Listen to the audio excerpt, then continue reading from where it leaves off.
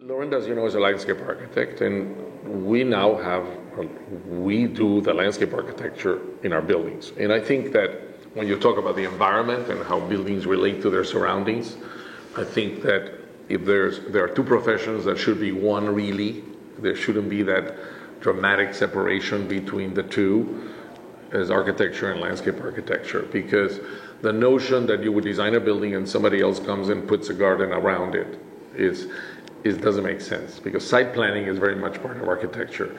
In the planted environment and the earth, and I'm talking just plants because it could be rocks, it could be water, it could be many other things.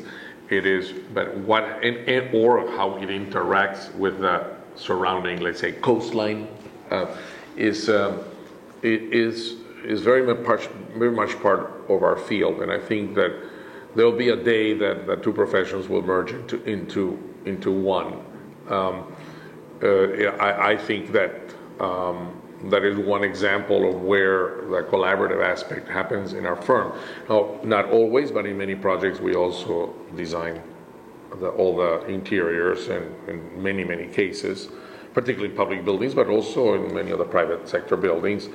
And we have a group that designs products, actually, like from a doorknob to the light fixture to the bench to that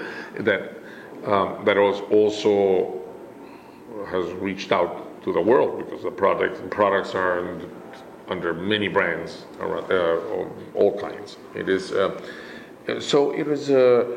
I think that this is an integral profession. I mean, I think you don't think of buildings strictly about the envelope or about the floor plan. You think of a building when you enter it in terms of everything that your eye can see as you move around and everything you touch.